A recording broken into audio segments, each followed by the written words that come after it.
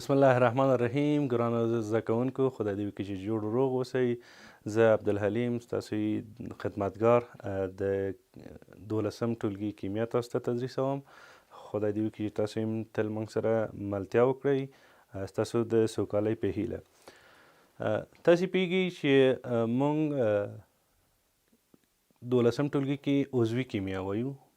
نو عضوي کیمیا د غیر عضوي کیمیا سره یو څه توپیر لري. اول خو د عضوي کیمیا تعریف باندې باید پوه شو چې عضوي کیمیا څنګه تعریف کړو. داسې وایو چې عضوي کیمیا د هغه علم دی چې د هایدروکاربنونو او د هغوی د مشتقاتو څخه بحث کوي. یعنی هغه عناصر چې په عضوي کیمیا کې ډېر رول لري هغه کاربن او هایدروجن دي. داسې ویلی شو چې د هغو مرکباتو څخه بحث کوي چې کاربن او هایدروجن پکې دي.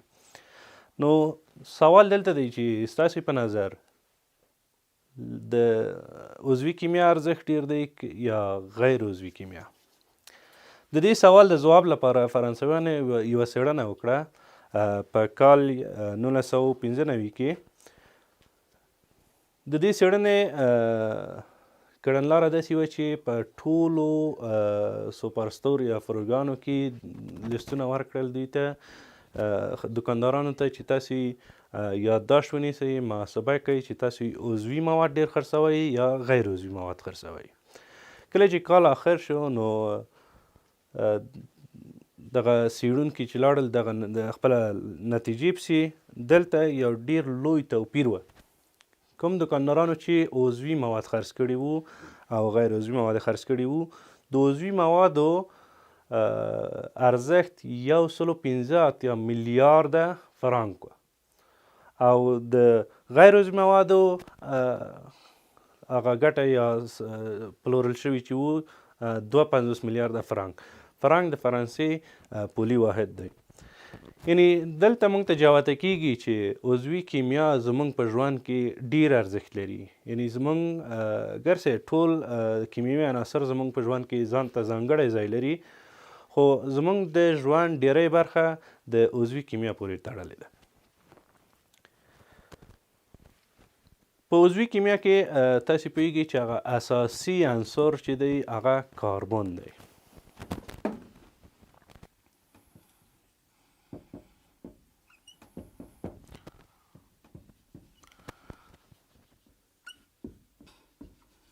کاربن سمبول سی دی، په سی باندې ښودل کیږي.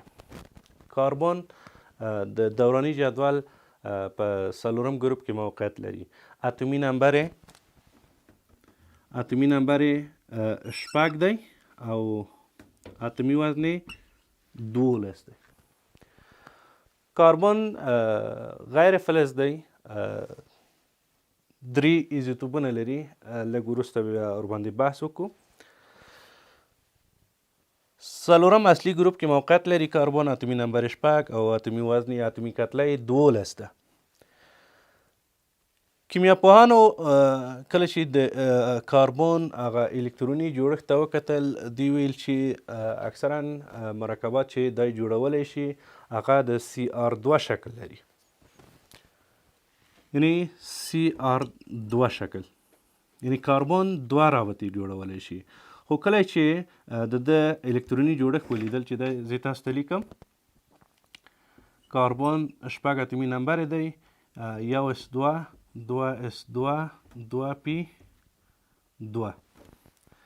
دا الکتروني جوړښت دی چې په اول مدار کې 2 الکترونونه، په دویم مدار کې 4 الکترونونه لري. نو کیمیا پوهانو دا فکر کوه چې یوازې د دغه 2p څخه الکترون د روابطو په جوړولو کې ګټه اخیستل کیږي. کله چې لاړل تحقیق یې وکړه، په لابراتوار کې هیڅ کوم مرکب یې لاسته راوړلی ونه شو چې د CR2 شکل ولري. کله چې دغه ساختمان ته تودوخه یا انرژي ورکړه، نو دا دې حالت ته راغی چې کاربن 6 اتومي نمبر 1s2 2s1 2p3.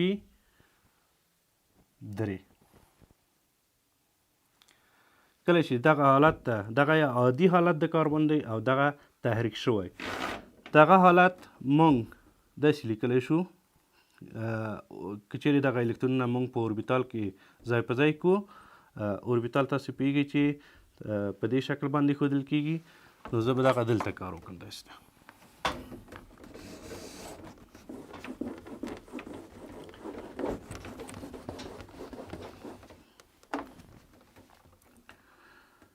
کاربن اتمی نمبر شپږ دی، 1s2 2s2 2p2. په عادي حالت کې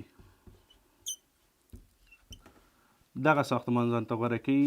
د اوربیتالونو شکل کې ولیکو. په اول اوربیتال کې 1s2 کې 2 الکترونونه، په دویم اوربیتال کې 2s2 کې بیا هم 2 الکترونونه، او په دریم کې چې د پی اوربیتالونه دي 3 اوربیتاله لري، په دلته یو الکترون ځای په ځای شوی، یو اوربیتال هم خالی دی. کله چې انرژي ورکړل شي، یعنی تحریک شي دغه کاربن چې شپږ اتمی نمبر دی، تحریک شوي حالت کې بیا دغه حالت ځان ته غوره کوي الکتروني جوړښت 1s2 2s1 2p3. که په دې شکل باندې ولیکو، په اول اوربیتال کې 2 الکترونونه چې مخالف جهت باندې موقعیت لري، په دویم اوربیتال کې یو الکترون دی. دغه ټول په یوه سطحه باندې لیکل کیږي.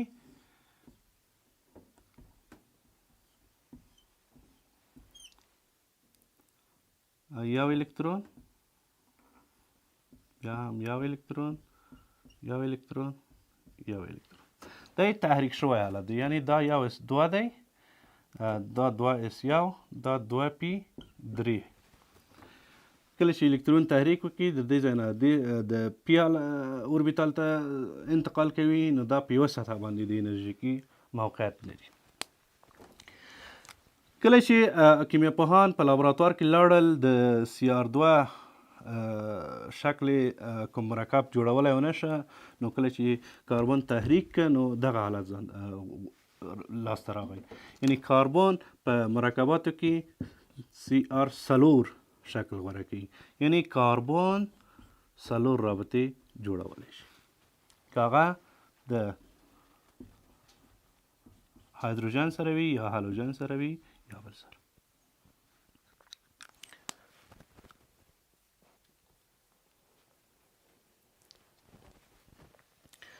کاربن په عضوي مرکباتو کې 2 ډوله مرکبات جوړوي. یو زنجیري دي، یو هم حلقوي، چې حلقوي یا اروماتیک یا هایدروسیکلیک، او دغه زنجیري چې دي د الیفاتیک په نامه یادیږي. کاربن 3 ایزوتوپونه لري. دا یادداشت کړل شاګردانو.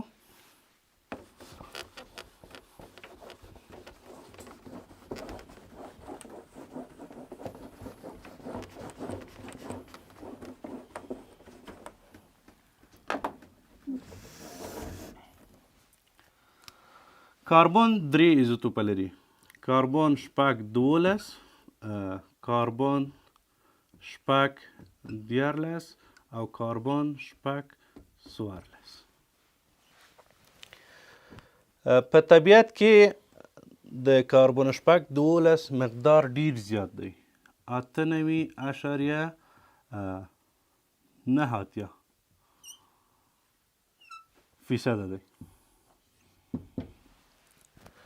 د کاربن 12% په طبیعت کې 98.9 دی. د کاربن 14% چې ده ډیره کمه ده. په طبیعي حالت کې کاربن 14 شتون نه لري، نو د کاربن 14 لاسته راوړلو لپاره د هستوي تعاملاتو څخه استفاده کوي. کاربن 14 چې دي دی الکترون رادیو اکتیف دي، د خپل نه اضافي وړانګې نشوي، چې دغه کاربن کاربورد یا ګټه اخیستنه په عدلي طبقې ډیره زیاته ده په طبابت کې یا په باستان شناسي کې چې د یوه قدیمي څیز یا شي نیمه عمر پیدا کوي. یعنی اکثرا د یو جسم د نیم عمر پیدا کولو لپاره د کاربن 14 څخه استفاده کیږي. کاربن 14 څنګه لاسته راځي؟ کله چې نایتروجن چې اتومي نمبر یې 9 او اتومي کتله یې 14 ده د نیوترون په واسطه بمبارد شي نو په نتیجه کې کاربن 14 لاسته راځي او بیتا او یو پروتون چې کیږي آزاده کیږي. پروتون دغه ځینې وخت هایدروجن هم خلک لیکي. هایدروجن خپله یو پروتون دی. کله چې نایتروجن 9 اتومي نمبر دی د نیوترون په واسطه بمبارد شي نو کاربن 14 او یو پروتون لاسته راځي او دغه دوران کې په طبیعت کې بیا چونده د خپل نه اضافي وړانګې پخش کوي رادیو اکتیف دی. کاربن 14 دی د خپل نه اضافي وړانګې پخش کوي چې د بیتا منفي او نایتروجن 14 لاسته راځي. دا یو هستوي تعامل دی چې وروسته به تاسو ته تشریح شي. خدای دې وکړي چې تر دې ځایه مو څه زده کړي وي. په دې درس کې موږ لومړی عضوي کیمیا تعریف کړه چې عضوي کیمیا څه ده. تعریف مو کړه چې د هایدروکاربنونو او د هغه د مشتقاتو څخه بحث کوي یا په خلاص ډول د مجموعاً د عضوي مرکباتو څخه بحث کوي.